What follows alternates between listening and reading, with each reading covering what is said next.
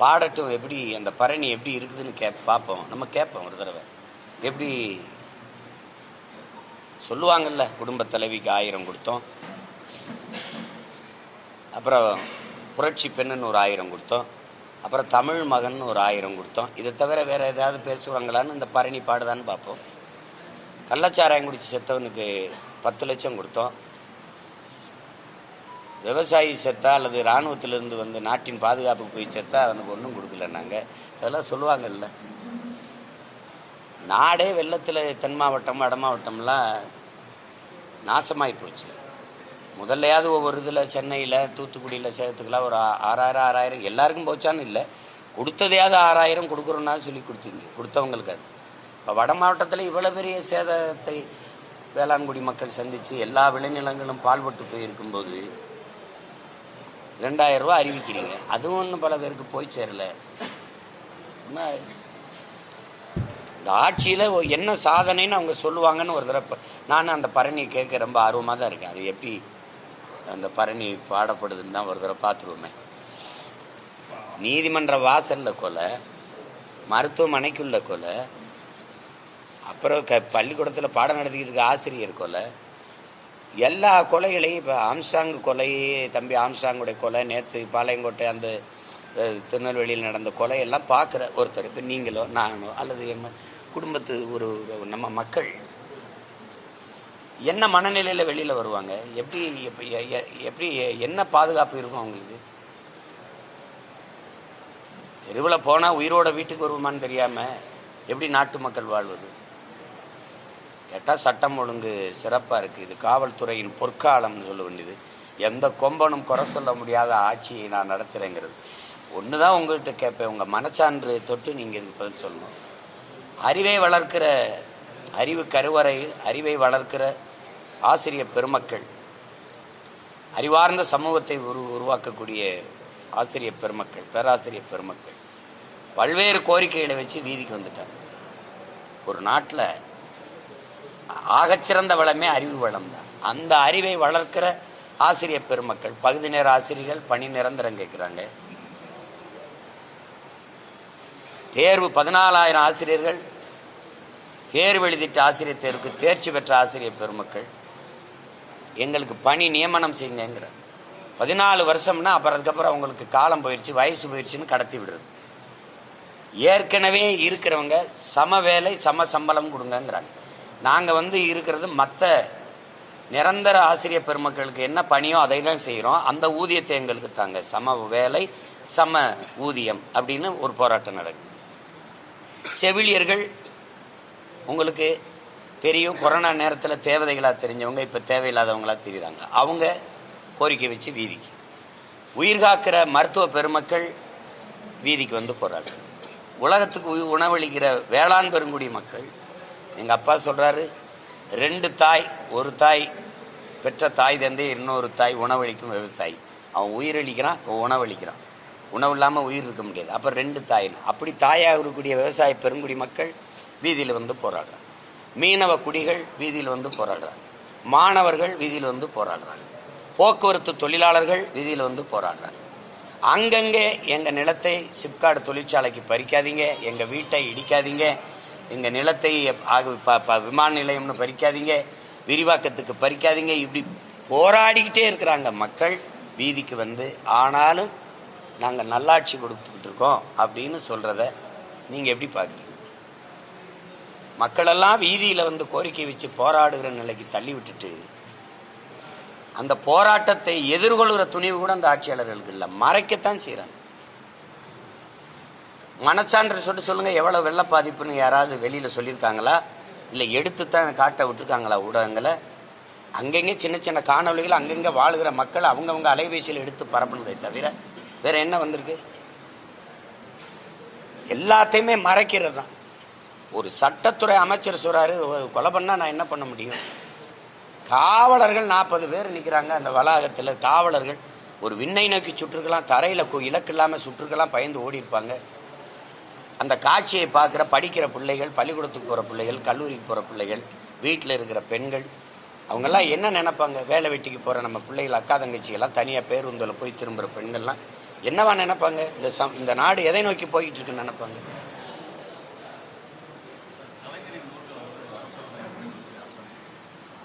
அவங்க அரசு, அவங்க நூல். இந்த நாடே 90 விழுக்காடு அவங்க நாடு தானே. என்னோட தாழ்மையான கோரிக்கை, இந்த தமிழ்நாடுங்கிற பேரை மாத்திட்டு இது ஐயா கருணாநிதி நாடுன்னு கூட வைக்கலாம். யாரும் எதிர்க்க போறா? எதுக்கு அவர் பேரை வைக்கல? கழிப்பிடம் குடிப்பிடம், கழிப்பிடம் குடிப்பிடம் ரெண்டை தவிர எல்லாத்துக்குமே அவர் பேர் தானே வைக்கப்பட்டிருக்கு. வைக்கப்பட்டிருக்கா இல்லையா? வைக்கப்பட்டிருக்கா இல்லையா சொல்லுங்க. இந்த நாட்டில் மற்ற எந்த இடத்துக்கும் அவர் வேற தலைவர்கள் பேரை வைக்க தகுதி பெற்ற தலைவர்களே இல்லையா? கியாபி விஸ்வநாதன் யாருன்னு உங்களுக்கு தெரியுமில்ல? அன்னைக்கு நாங்கள் வந்து வணக்கம் செலுத்திட்டு போனேன். எத்தனை இந்த அரசியல் தலைவர்கள் வந்து அவருக்கு வணக்கம் செலுத்தினாங்க? எல்லா அடையாளங்களையும் மூடிடணும். தமிழனுக்கு எது எது பெருமை இருக்கோ, எவன் முன்னோன்னு, எவன் அந்த மண்ணுக்கு மக்களுக்குமா உழைச்சி போராடி செத்த பெருமை மிக அடையாளங்கள் இருக்கோ அதையெல்லாம் மூடிடணும். பெரியாருக்கு பின்னாடி தான் எங்கள் இனத்துக்கு வரலாறு. அதுக்கு முன்னாடி எங்களுக்கு எழுத படிக்க தெரியாது, எங்களுக்குன்னு ஒரு வாழ்க்கை இல்லை, வரலாறு இல்லை. உலகமே சொல்லுது முதல் குடி தமிழ் குடி, முதல் மொழி தமிழ், 50,000 ஆண்டுகளுக்கு மூத்த ஒரு இனம். நீங்கள் 50 ஆண்டுகளுக்கு பின்னாடி தானே என் வரலாறே சொல்கிறீங்க. இப்போ அதை விட்டுட்டு இப்போ நூலகமாக ஐயா கருணாநிதி தான், பேருந்து நிலையமாக ஐயா கருணாநிதி தான். எதுன்னு சொல்லுங்க, என்னன்னு சொல்லுங்க. ஜல்லிக்கட்டுக்கு ஒரு இதா? அது ஜல்லிக்கட்டு வளாகத்துக்கு அவருக்கு என்ன சம்பந்தம் இருக்கு? எல்லாத்துக்கும் அவர் பேர் தான். பல்நோக்கு மருத்துவமனையா, அதுக்கு அவர் பேர் தான்.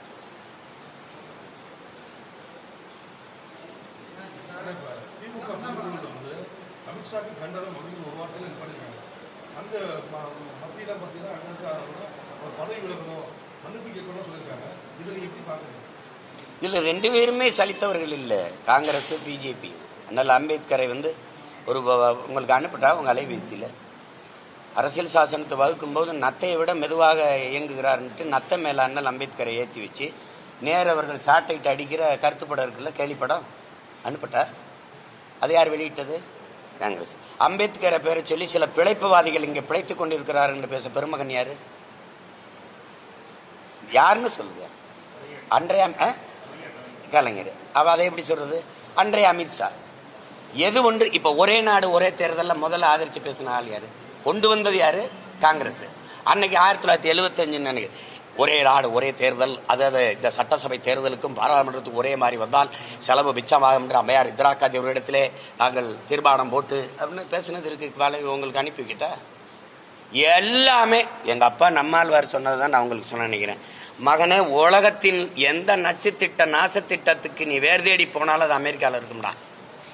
இந்திய நிலத்துல எந்த நச்சு திட்டத்துக்கு வேறு தேடி போனாலும் அது காங்கிரஸ் கிட்ட இருக்கும், அவங்க கையெழுத்துல இருக்கும்.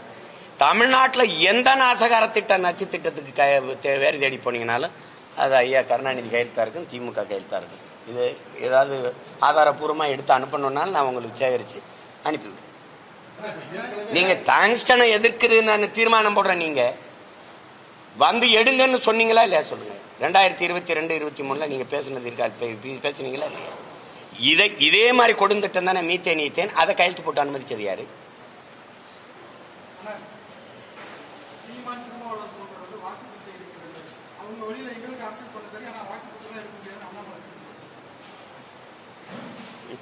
நாங்களாவது பிச்சை எடுக்கிறோம், நீங்க பிச்சை எடுக்கிறீங்க.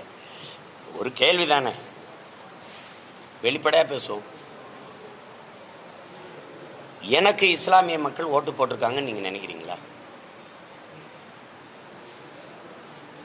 அல்லாவுக்கு பொதுவாக நான் பேசுறேன்னு வச்சுக்கிறீங்களா? போடல. ஆனால் தொடக்கத்தில் இருந்து நான் ஒரு உறவுக்கார பிள்ளையா அவங்க சொந்த மகனா நின்று சண்டை செய்யறது அவங்களுக்காக நான் தான். ஏன்னா எனக்கு வந்து எங்கள் தாத்தா காகித மில்லத்தும் எங்கள் அண்ணன் பழனிபாவன் தான் என் முன்னத்தி ஏறு. இப்போ அந்த இடத்துல வந்து நான் ஓட்டுக்காக நிற்கிறதா இருந்தால் இதையெல்லாம் யோசிக்க மாட்டேன். நான் நாட்டுக்காக நிற்கிறதுனால நீ போடு போடாமல் போ, என் பிறவி கடமை நான் செய்வேன்னு செய்கிறேன்.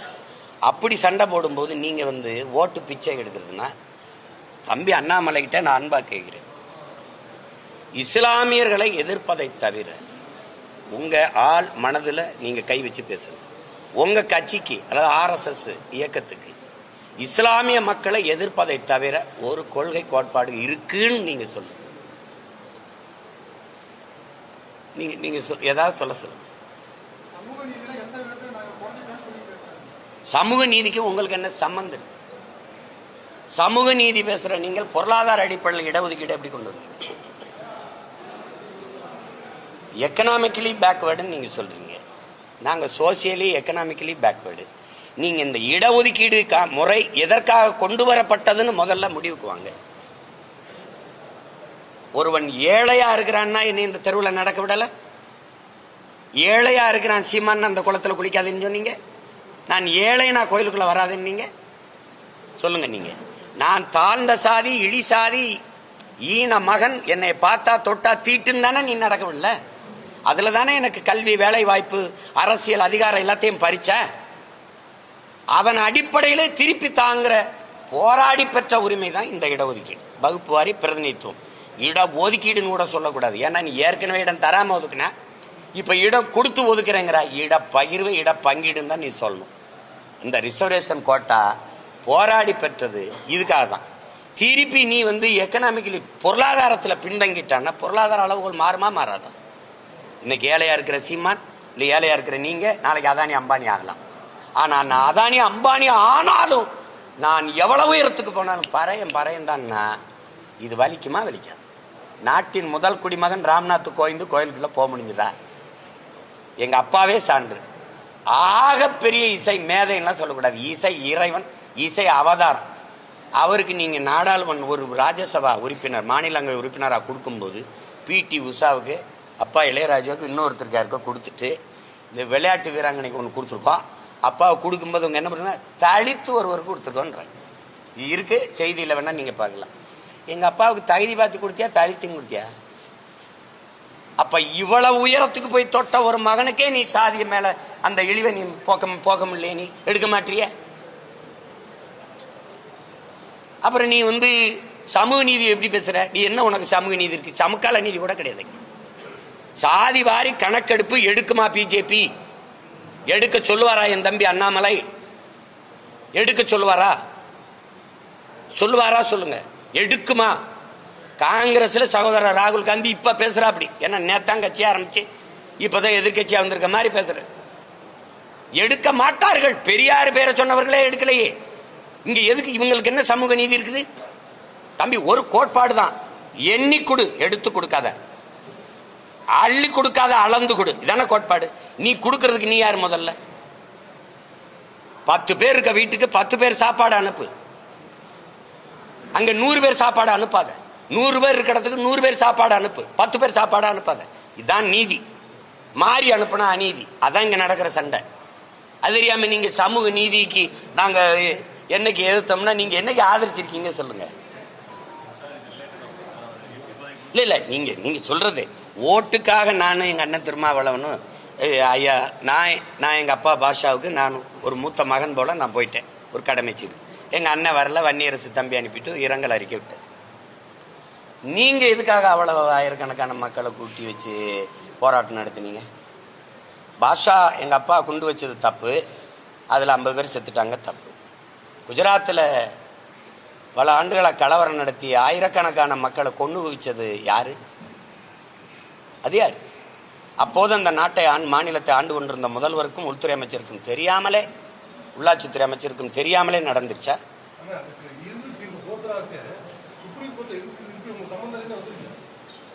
நீதிமன்றம் யாருக்கு சம்பந்தம்? நீதிமன்றம் சொல்லிருச்சு. உங்கள் மனசாட்சின்னு ஒண்ணு இருக்குல்ல, அந்த மன்றம் சொல்லுதா? ஒருத்தர் தெரியாம நடந்துருச்சா? சொல்லுங்க தம்பி. இது நீதிமன்றம் சொல்லிடுச்சுன்னா ஏற்க சொல்லிடல. நீதிமன்றம் சொன்னதுக்கு தானே ஆளுநர் பதவி. எல்லாத்தையும் வெளிப்படையா பேசணும்னு நினைக்கிறீங்களா? தர்க்கம் பண்ணணும்னு நினைக்கிறீங்களா? நீங்க தம்பி நீங்க சொல்ல சொன்னா சொல்றாங்க. நீதிபதிகளை நியமிக்கிறது யாரு? தாகிருஷ்ணன் ஐயா, எங்க ஐயா கொலை வழக்கில் கூட தான் யாருமே கொலையாளி இல்லை விடுதலை. தன்னைக்கு தானே குத்திக்கிட்டு செத்துட்டாரா? இல்ல மக்களே அந்த கலவரத்தில் ஒருத்தர் வெட்டிட்டு செத்தாங்களா? எந்த நாட்டில் எங்க இருக்கிறீங்க நீங்க? இங்க தீர்ப்புகள் தான் சொல்லப்படும் தம்பி. நீதி வழங்கப்பட்டதில்லை இந்த நாட்டில். இது தீர்ப்பு மன்றங்கள் தான், நீதிமன்றங்கள் கிடையாது இந்த நாட்டில். அது சொல்லப்பட்டிருச்சுன்னு தான் தெரியுமே. பல்கீஸ் பானு பாலியல் வன்கொடுமை வழக்கில் கூட தான் எல்லாரும் விடுதலை ஆயிருக்கிறாங்க. அதையெல்லாம் அவங்க கண்டிப்பாங்களா?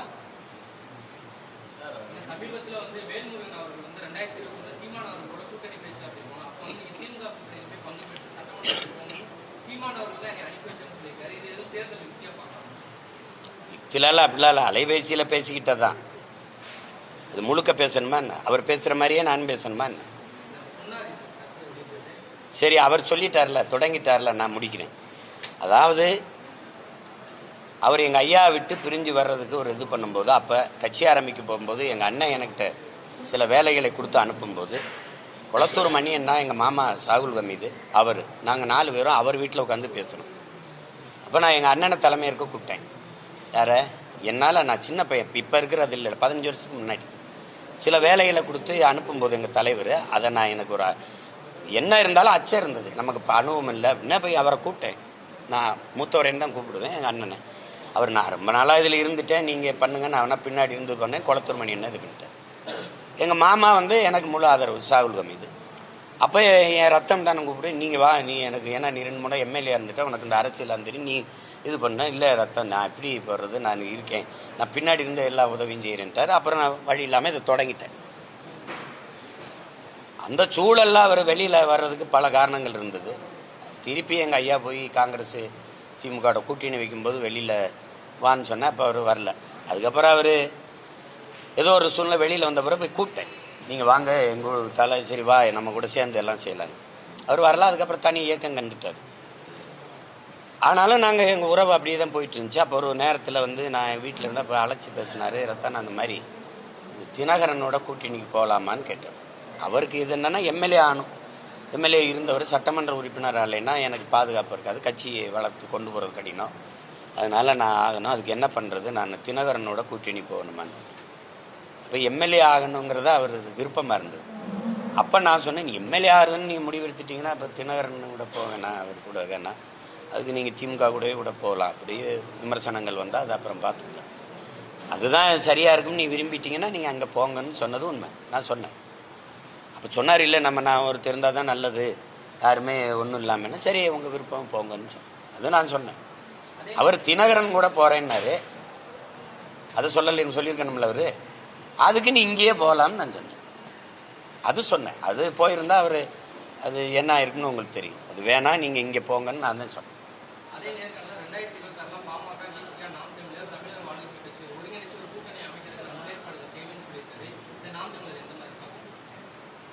26 சாத்தியமானு எனக்கு தெரியல. நானே கூட தம்பி கேபிரியலுக்கு கொடுத்ததில் கொடுத்துருக்கு. யார் ஒருங்கிணைக்கிறது, யார் கேட்பா? சரி நான் கேட்பேன், வேற யார் கேட்பா?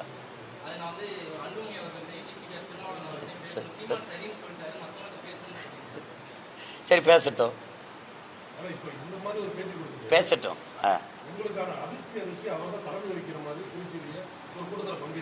அதெல்லாம் பேசிட்டு வேண்டியதில்லை, அதெல்லாம் பேசிக்க வேண்டியதில்லை. சரி, அது அவருக்கு இதில் வந்து சும்மா இதெல்லாம் எப்படி ஓடுற நதி வெறும் பூக்களை மட்டுமா தூக்கிட்டு ஓடும்? இல்லை, அதெல்லாம் இருக்காது, அதை விடுங்க.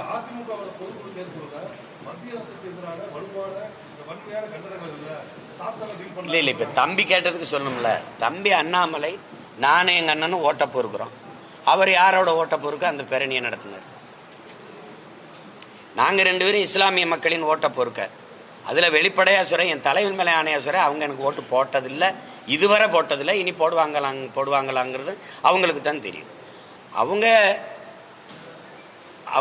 5 கடமையில 6வது கடமை திமுகவுக்கு போடுறதுன்னு முடிவு எடுத்துட்டு இருக்கும்போது, இறை தூதரே வந்து திமுகவுக்கு போடாதீங்கன்னாலும் நீங்க இறை தூதரே இல்லைன்னு என் மக்கள் சொல்லுவாங்களே ஒழிய, அது அவங்கள பொறுத்த வரைக்கும் நல்லா பிஜேபியின் பி டீம். ஏ டீம் யாருன்னு கேளுங்க. நான் பி டீமா ஏன் ஆனேன்? ஏ டீம் திமுகவா இருக்கிறதுனால நான் பி டீம் ஆயிட்டேன். அதுதான் உண்மை. நீங்க உங்க கேள்வி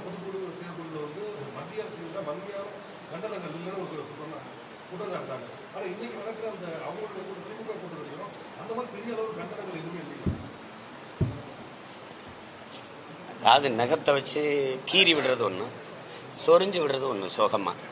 இது சொரிஞ்சு விடுறது. சுகமாக சொரிஞ்சு விட்டு தூங்க விடுறது. அதை எதிர்க்க மாட்டாங்க. ஏன்னா இவங்களுக்கு யாருக்கிட்டையும் வந்து நேர்மை இல்லை, தூய்மை இல்லை. ஒரு அமலாக்கத்துறை சோதனையை போட்டால் என்ன நடக்குன்னு உங்களுக்கு தெரியும். அதுக்கு பயந்துக்கிட்டு தான் தமிழ்நாட்டில் நீங்கள் ஆந்திராவில், தெலுங்கானாவில் அவர் சந்திரசேகர் ராவ் மகளுக்கு சோதனை போகுது, ஜார்க்கண்டில் அவர் முதலமைச்சருக்கு போகுது, கெஜ்ரிவாலுக்கு சிறை போகுது. இந்த தமிழ்நாட்டு முதலமைச்சர் அவங்க சார்ந்தவங்களுக்கு அந்த குடும்பத்தை பற்றி எந்த விசாரணையும் போகலை அமலாக்கத்துறைனா, அப்போ ஒரு அனுசரிப்பு இருக்குது தானே. அதை பேசி பேச வேண்டிய நீங்கள் பேசலை, இப்போ நான் பேசி அது பயனில்லை.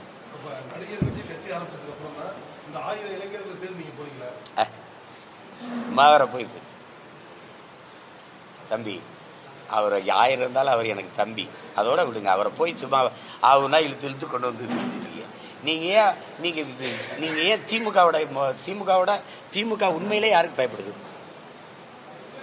யாருக்கு பயப்படுது? அதிமுக கூட இல்லை. எனக்கு தான் அதை ஆடியோ ரிலீஸ் பண்ணும், அங்கே போயிருச்சுங்க. ஒரு 2 பேர் நான் விரட்டி விட்டா அதை சேர்த்து வச்சுக்கிட்டு 2000 பேர் சேர்ந்தார்கள் கூண்டோட காலி. அது அப்படி இப்படின்னு ஏதோ பண்ணிட்டு அதை விட்டு தொலைங்க. நீங்க உங்களுக்கு ஒன்று சொல்றேன், என்னை எதிர்க்கிற எல்லாரும் என் எதிரிகள் இல்லை. நான் யாரை எதிர்க்கிறேனோ அவங்க தான் என் எதிரி. நான் பிறக்கும் போதே கருவில் இருக்கும்போது இவன் தான் எதிரின்னு குறித்து தான் பிரசவமானேன். அதனால நீங்க இனிமேல் எனக்கு ஒரு எதிரி பிறந்து வர வேண்டிய தேவையில்லை. ஏற்கனவே ஃபிக்ஸ். அதை போய் பேசிட்டு வேண்டியதில்லை. பயப்பிள்ளையா? நான் கேட்கறது பதில் சொல்லணும். பயப்பில்லை அப்படித்தானே? பயப்பில்லை. தினார் அமைச்சர் 2 பேர் உட்கார்ந்துக்கிட்டு யாருன்னே தெரியாத 2 பேர் கட்சியை விட்டு விலகினார்கள், 1000 பேர் இணைந்தார்கள். எனக்கே இவன்லாம் யாருன்னு தெரியலையே, கட்சியை நடத்துற எனக்கே தெரியல. அவனெல்லாம் சேர்த்துக்கிட்டு பேட்டி தேனான்னு பேட்டி. அப்போ பயந்தானே. ஒரு காவல்துறை அதிகாரியை வச்சுக்கிட்டு எல்லாரும் செல்போனையும் பறிச்சுக்கிட்டு வழக்கை போட்டு ஆடியோ வெளியிட்டு முன்னாடியெல்லாம் சினிமாவுக்கு தான் ஆடியோ வெளியிட்டாங்க. இப்போ தான் அரசியலுக்கு ஆடியோ வெளியிடுறதெல்லாம் நடக்குது. இதெல்லாம் பயம் இல்லாமையா இருக்குது? பயம் இல்லாமல் என் சின்னத்தை எடுத்தீங்க, பயம் இல்லாமல் எனக்கு என்ன ரைடு விட்டீங்க என்ன பண்ணீங்க? ரைடு விட்டீங்களா? என்ன பண்ணீங்க? நடவடிக்கை இருந்தா சும்மா அச்சுறுத்தணும். எதுக்கு 6 தேர்தலை சந்திச்சவன் ஒரு விவசாய சின்னத்தை வச்சு அவனை அவசரமா அந்த சின்னத்தை நீங்க எடுத்தீங்க? பயந்தானே. அப்புறம் இப்ப என்ன பண்ணுவீங்க? இப்ப நான் அங்கீகரிக்கப்பட்ட 7 விழுக்காடு வச்சிருந்தேன், 1 விழுக்காடு தான் குறைஞ்சி. அந்த சின்னம் இருந்தா அப்ப வாய்ப்பு தரணும்ல, திருப்பி அதை எடுத்துக்கிட்டீங்க. இப்ப 8 விழுக்காட்டுக்கு மேல வந்துட்டேன். இப்ப நான் கேட்கிற சின்னத்தை கொடுக்கணும். அதே விவசாய கொடுன்னு வாங்கினா என்ன பண்ணிருவீங்க? சும்மா ஏதாவது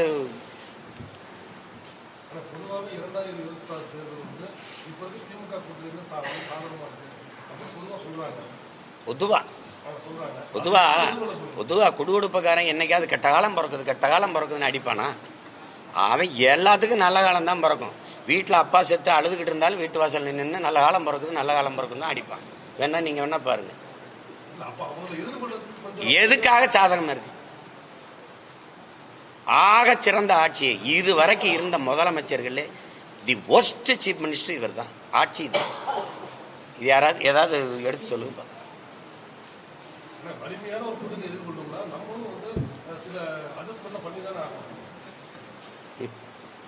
நான் ஒரு கேள்வி கேட்கிட்டா, கூட்டணி வைக்கணும் அப்படின்னா எதுக்கு தனியா கட்சி ஆரம்பிக்கிறீங்க? எல்லாரும் எதுக்கு தனித்தனியா கட்சி வச்சிருக்கீங்க?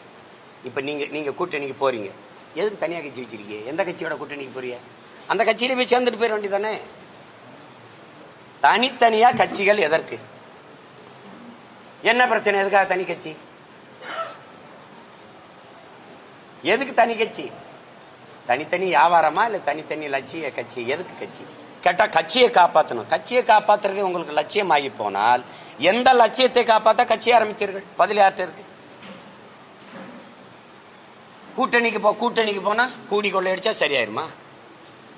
எந்த கட்சியோட கூட்டணிக்கு போவீங்க? எதுக்கு கட்சி ஆரம்பிச்சீங்க? இந்த கட்சிகள் இருந்து மாற்று, இந்த கட்சியெல்லாம் சரியில்லை, மக்களுக்கு ஏதாவது நல்லது செய்யணும்னு திருப்பி அந்த கட்சியோட சேர்ந்து என்ன நல்லது செய்வீங்க?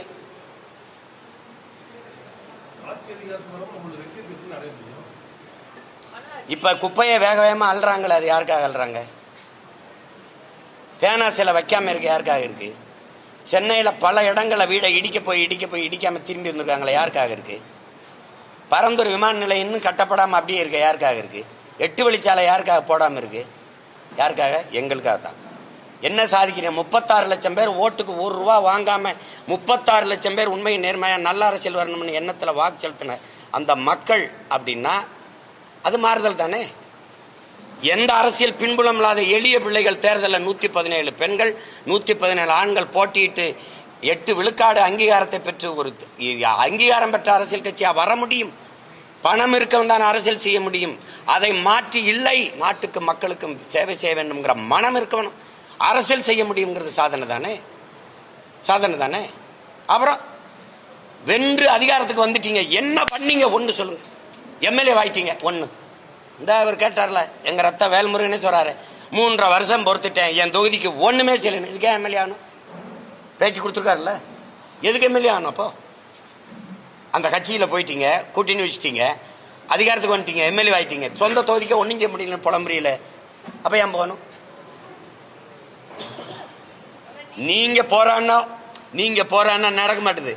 ஆனா நான் தனிச்சு நின்று நாங்க போராடும் போது அது கவனிக்கப்படுது, வேக வேகமா பேசப்படுது.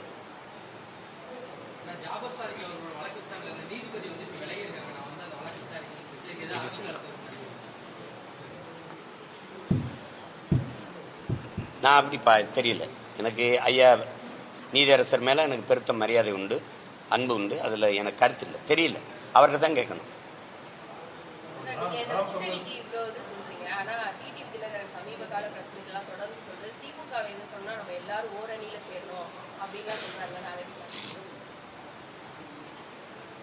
திமுகவுக்கு ஆதரவு.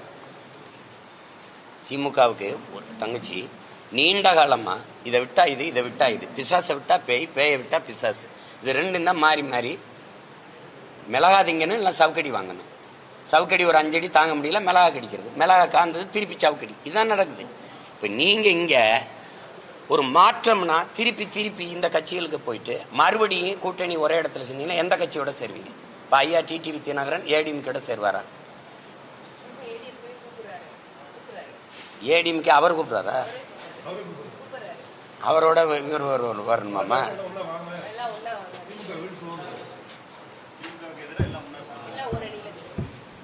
இதெல்லாம் என் மயம் வாங்க என் தலைமையில விளையாடுங்கன்னு சொல்ற மாதிரி சும்மா இதெல்லாம் தங்கச்சி சாத்தியம் இல்லாத. இப்ப ஏதோ ஒண்ணு பேசுறதுக்கு பொழுதுபோக்கு பேசிக்கலாம இல்லையே, நடக்க போறத பேசுங்க. நீங்க என்னை எப்படி சொல்லுவாங்கன்னா தங்கச்சி, பாராளுமன்ற தேர்தலை நான் தனிச்சு நிற்கும் போது, ஐயோ நீங்க வாக்க பிரிப்பீங்க பிஜேபி வந்துடும். இப்ப தனிச்சு நிக்க போன்னு வச்சுக்கோங்க, ஐயோ நீங்க இது பண்ணுவீங்க, நீங்க அது திமுகவுக்கு சாதகமாயிரும், திமுக வந்துரும்ங்கிறாங்க. நான் போட்டியிடுறதே நாங்க வர்றதுக்கு தான். இதை செய்யாத அது வந்துடும், அதை பண்ணாத இது வந்துடும். யோ எப்ப விடு என்ன இதெல்லாம் ஒரு இப்படி ஒரு நிலைப்பாடு எங்க அரசியலை பத்திரிக்கை. மறுபடியும் என்ன பண்ணுவாங்கன்னா, இந்த 2 கட்சி இதுக்கு எதிராக ஒரு கட்சி கூட்டணிக்கு போகும்போது 2 கட்சி தான், மாற்றுங்கிறதே இருக்காது.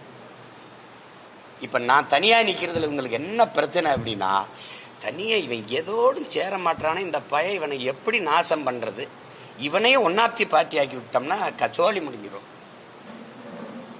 இப்ப இவ்வளவு நேரம் நீங்க கேட்கறதுக்கெல்லாம் பதில் சொல்றதில்ல, யாராவது ஒருத்தர் உட்காந்து பதில் சொல்லுங்க. இப்ப நீங்க ஊழல் லஞ்சம் இதெல்லாம் தம்பி அண்ணாமலை பேசுவார், ஊழல் லஞ்சம்லாம் பேசுவார். பாஜக ஆண்டுகிற மாநிலங்களில் ஊழல் லஞ்சம் இருந்ததா இல்லையா? கர்நாடகாவில் பிஜேபி ஆட்சி இழந்ததற்கு காரணமே ஊழல் தாங்கிறது உலகத்துக்கே தெரியும். மகாராஷ்டிராவில் 42 சட்டமன்ற உறுப்பினர்களுக்கு ஒரு சட்டமன்ற உறுப்பினருக்கு 30 கோடி கொடுத்து 42 உறுப்பினர்களை வாங்கி ஆட்சி அமைச்சது. அது ஊழலா லஞ்சம் கொடுத்ததா இல்லையா? இதையெல்லாம் ஏன் நீங்க பேச மறுக்கிறீங்க?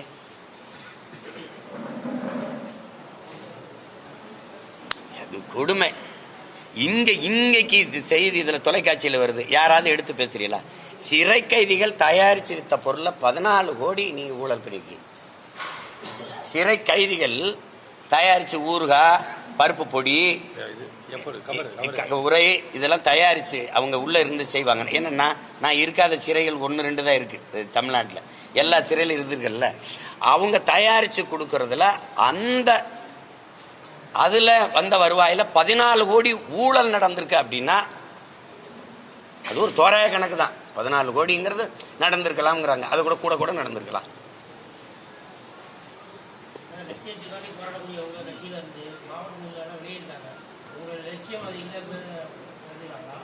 விலகிருக்காங்களா? நாங்கள் விலைக்கு அனுப்பியிருக்கோம்மா.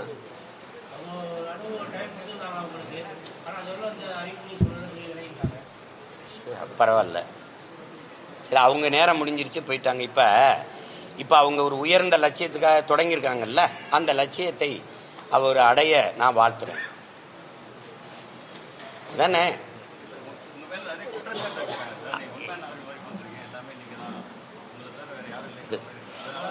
கட்சிக்குள்ள மதிப்புனா எப்படி கொடுக்கறது தங்கச்சி? நீங்க என்னவா பேட்டி கொடுத்தீங்க? பேட்டி கொடுக்கும்போது நான் மண்டல செயலாளர், நான் மாவட்ட செயலாளர், அதை விட என்ன உனக்கு மதிப்பு கொடுக்கணும்? அதை விட என்ன மதிப்பு கொடுக்கணும்னு சொல்லுங்க.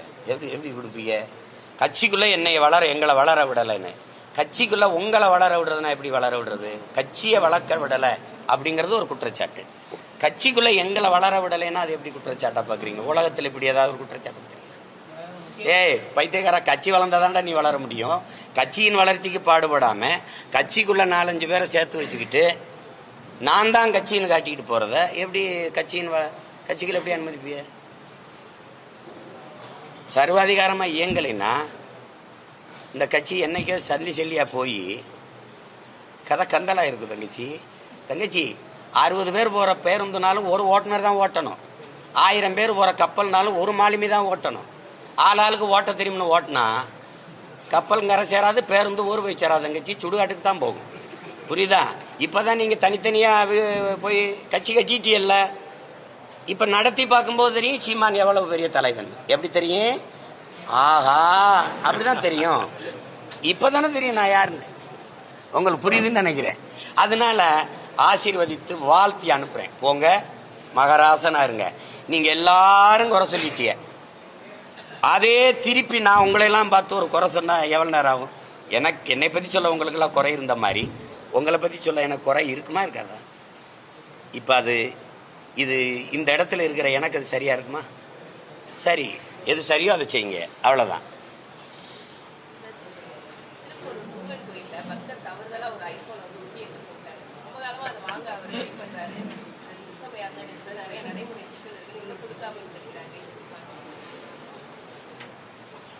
அது எப்படி சிரிச்சுக்கிறதா அழுதுகிறதான்னு தெரியல.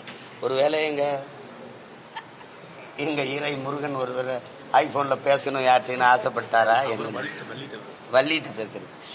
தங்கச்சி, இவர் நம்மாலு காணிக்கை செலுத்தும் போது ஒன்று இடது கையில் அலைபேசி வச்சுக்கிட்டு போட்டிருக்கலாம். சரி, போட்டாரு. அதை எடுத்து அவர் அலைபேசி தானே உறுதி இருந்து கொடுத்து விட்டுருக்கணும். அதுக்கு என்ன இது முறை இருக்கு, ஒழுங்கு இருக்கு? அதுல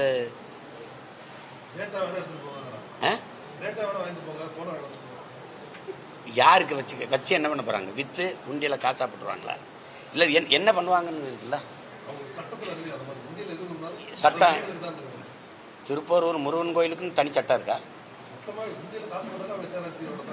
படம் பார்த்து கெட்டு போறதுதான் பாளையத்தம்மனா? இந்த குழந்தைய உள்ள போட்டீங்க, இந்த குழந்தை இனி எங்களுக்கு தான் அப்படின்னு. சரி, ஒரு குண்டை போட்டுட்டாரு அவரு. இருக்காதியா ஒரு 10 நாள் ஒரு வெடிக்கும் போது இல்ல போட்டீங்க குண்டு எங்களுக்கு தான், நீங்க போங்கன்னு சொன்னீங்கன்னா ஐயோ கால கொடுமை.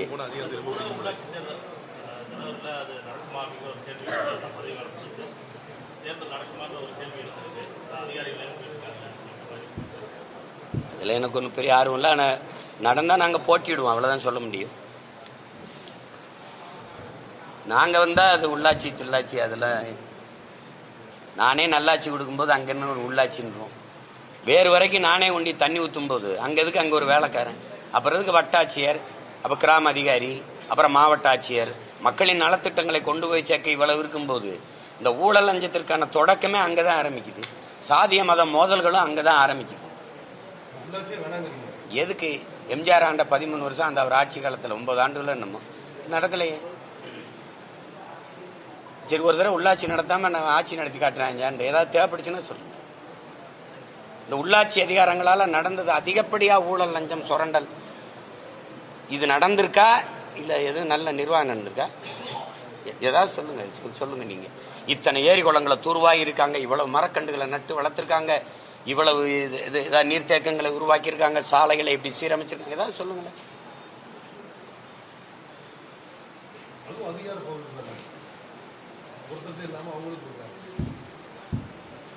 அதான் வேறு வரைக்கும் போய் கொள்ளையடிக்கிறது. அப்புறம் எதுக்கு மாவட்ட ஆட்சியர் வச்சிருக்கீங்க? வட்டாட்சியர் எதற்கு?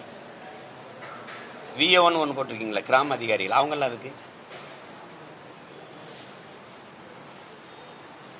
ஒரு கொடுமை.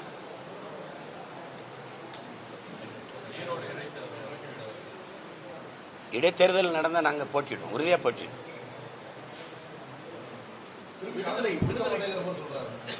யாரு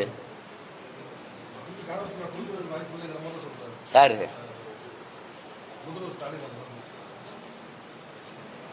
தெரியல. எனக்கு வந்த செய்தி தம்பி திருமகன் நீவேராவோட தம்பி ஒருத்தர் இருக்கார்ல, அவருக்கு கொடுக்கறதுன்னு சொன்னாங்க, சொல்லிக்கிட்டாங்க. அது அவங்க முடிவு, அவங்க கூட்டணி, அவங்க என்ன முடிவு எடுப்பாங்கன்னு நமக்கு தெரியாது. நாங்க போட்டிடுறோம்.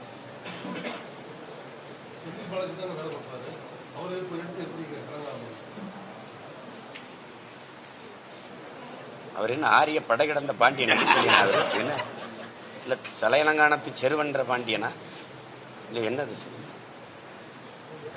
இல்ல கோனேரி மைவன்ற குலசேகர பாண்டியனா? யாரு? உலகத்துல சாராயம் விற்கிறதுக்கு எனக்கு ஒரு அமைச்சர் கொடுத்துருக்காங்கன்னு பேசுறதெல்லாம் இந்த நாட்டில் ஏன் ஒரு கொடுமை.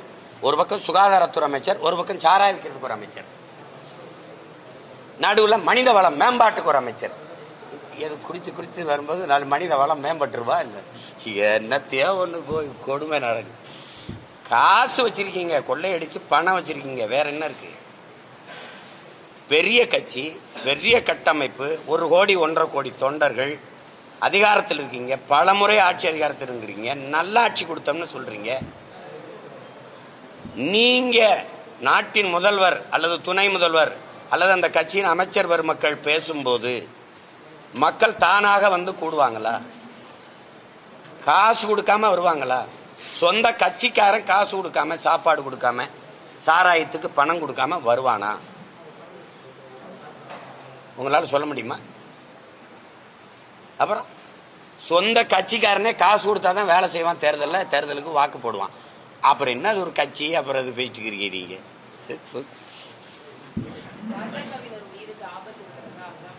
பாஜகவினராலதான் நாட்டு மக்களுக்கு ஆபத்து இருக்கு. சும்மா 19 ஆபத்து இருக்குன்னு சொல்லிட்டு கூடாது. யாரால யாருக்கு ஆபத்து? என்ன ஆபத்து? உளவுத்துறை யார்ட்ட இருக்கு? ரா யார்ட்ட இருக்கு? இன்டெலிஜென்ஸ் வச்சுக்கிறீங்க, ரா வச்சுக்கிறீங்க, எல்லாம் வச்சுக்கிறீங்க, விஜிலன்ஸுங்கிறீங்க, அதுன்றீங்க, இதுன்றீங்க, அவ்வளவு பெரிய ராணுவ படை வச்சுக்கிறீங்க. எங்க உயிருக்கு ஆபத்துங்கிறீங்க. ஏன் நாட்டாளுற பெருமக்கள் உங்களுக்கே ஆபத்துனா சாதாரண எங்களுக்கு என்ன என்ன என்ன நிலைமை? சும்மா வாய்க்கு வந்ததை பேசிட்டு கூடாது தங்கச்சி. ஆபத்துனா யாரால ஆபத்து? எதனால ஆபத்து? ஆபத்துனா ஏன் நடவடிக்கை எடுக்கல? தீவிரவாதி ஊடுருவிட்டார்கள்னு பேசுறதுக்கு ஒரு நாட்டில் எதுக்கு இவ்வளவு கட்டமைப்பு, இவ்வளவு அதிகாரம்? தீவிரவாதி ஊடுருவும் போது என்ன பண்ணிட்டு இருந்தான்னு கேட்டா பதில் வச்சிருக்கியா? ஒரு வாயில் காவலன்னு நீங்க எதுக்கு போடுறீங்க? வாட்ச்மேனை திருடன் வரும்போது தடுத்து பிடிக்கவா, வந்து திருடிட்டு போகும்போது விரட்டி பிடிக்கவா? சொல்லுங்க, நீங்க எதுக்கு போட்டிருக்கீங்க? சும்மா வந்து சொல்றது எங்களுக்கு பாதுகாப்பு. நாட்டின் பிரதமரே எனக்கு இப்ப உயிருக்கு ஆபத்துங்கிறாரு. அப்ப அவருக்கு கீழே வாழ்ற குடிமக்கள் எங்க உயிருக்கு என்ன பாதுகாப்பு இருக்கும்? சும்மா ஏதாவது பழி போடுறது. யாரால ஆபத்துன்னு சொல்றதுன்னா இஸ்லாமியர்களால ஆபத்து. இஸ்லாமியர்களுக்கு வேலையே தினம் கொண்டுகிட்டே வர்றதுன்னா உங்களுக்கு ஒரு கோட்பாடு இருக்கா? பிஜேபி RSSக்கு ஒரு கோட்பாடு இருக்கா? எதுலயாவது உறுதியா இருக்கீங்களா? நாட்டில் அதிகப்படியா ஏற்றுமதி செய்யற கறி எது தங்கச்சி? மாட்டுக்கறி. Beef export hey, Hindustan is number 1 ஹே. நான் சொல்லும்போது சிரிச்சிங்க, அவரே சொல்லிட்டாரு. அதிகப்படியா அந்நிய செலாவணியை வருவாயை தருகிற ஒரு இது மாட்டுக்கறி ஏற்றுமதி தான். இந்த மாட்டுக்கறியை ஏற்றுமதி செய்யப்படுகிற நாடுகள் எது? யாராவது சொல்லுங்க. அவ்வளவும் இஸ்லாமிய கிறிஸ்தவ நாடுகள். மறுக்கிறீங்களா, ஏற்கிறீங்களா? அப்ப இஸ்லாமியனுக்கு கறி அனுப்பி விடுவ, ஊட்டி விடுவ, கிறிஸ்தவனுக்கு கறி அனுப்பி விடுவ, அவன் கொடுக்கிற காசை வச்சு இது பண்ணுவ. அதே கறியை உள்ளவன் சாப்பிட்டா கொன்னு விடுவ. இது ஒரு சட்டம். நான் மாட்டுக்கறி சாப்பிட்றத விட்டுறேன், என் உணவை உறுதி செய். அப்புறம் நான் எதை சாப்பிடணுங்கிறத முடிவு செய். அதானே ஆட்சியாளனுடைய கடமை. இது பட்னி போட்டுற.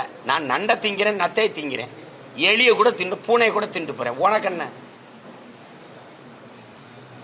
நீங்க வெங்காயம் வெள்ளை பூண்டு கூட தான் திங்க மாட்டேங்கிறீங்க. நாங்க ஏதாவது கேட்கிறோமா? சொல்லுங்க. எந்த கோட்பாட்டில் நீங்க சரியா இருக்கிறீங்க? உங்களுக்கு நாட்டை பத்தியோ மக்களை பத்தியோ கவலை கிடையாது. சாமி சாமின்னு பேசிட்டு இருந்தீங்க. வாழுகிற பூமியை பத்தி ஒரு நொடி கவலைப்பட்டிருக்கீங்களா நீங்க? இந்த மலையை வெட்டி கொண்டு போறதை பத்தி உங்க கவலை, மணலை அள்ளி விற்கிறத பத்தி கவலை, நச்ச ஆலைகளை நிலமெங்கும் நிறுவி புவி வெப்பமானது, காற்று மாசுபட்டது, பருவநிலை மாற்றம், அதை பற்றிய கவலை ஒன்றும் கிடையாது. இஸ்லாமியனை எழுத்துறணும், இஸ்லாமியனை எழுத்துறணும். என்னமோ பாபர் எல்லாரையும் விட்டுட்டு போன மாதிரி. இங்க இருக்கிற இஸ்லாமிய யாரு? யார் இஸ்லாமிய? நேத்து யாரு? என் தம்பி யுவன் சங்கர் ராஜா. இன்னைக்கு யாரு? இந்த மாதிரி ஒரு நாடை நீங்க பார்த்திருக்கீங்களா? என் தம்பி யுவன் சங்கர் ராஜா இஸ்லாத்தை ஏற்றுட்டாருங்க. இப்ப அவர் சிறுபான்மைங்க. என் தம்பியை பெத்த எங்க அப்பா இருக்காருல இளையராஜா, அவர் பெரும்பான்மைங்க. ஒரு நாட்டை பத்தியெல்லாம் எப்படின்னு புரியுதா உங்களுக்கு நான் சொல்றது? ஏஆர் ரஹ்மான் இருக்காருல்ல என் அன்பு சகோதரர், அவர் சிறுபான்மைங்க. அவருடைய சொந்த அக்கா பையன் இருக்காருல்ல என் தம்பி ஜிவி பிரகாஷ், அவர் பெரும்பான்மைங்க. இந்த கொடுமை உலகத்துல இந்த நாட்டை தவிர ஏதாவது எங்கேயாவது இருக்கா பத்தியில? மதத்தை வச்சு மனிதத்தை கணக்கிடுறது உலக நாட்டுல எந்த நாட்டு வரலாறுல இல்ல. இந்த நாடு ஒண்ணுதான். கொடுமை. என்றும் மக்களின் பார்வையில் ரெட் தமிழ் டிவியை சப்ஸ்கிரைப் செய்யுங்கள்.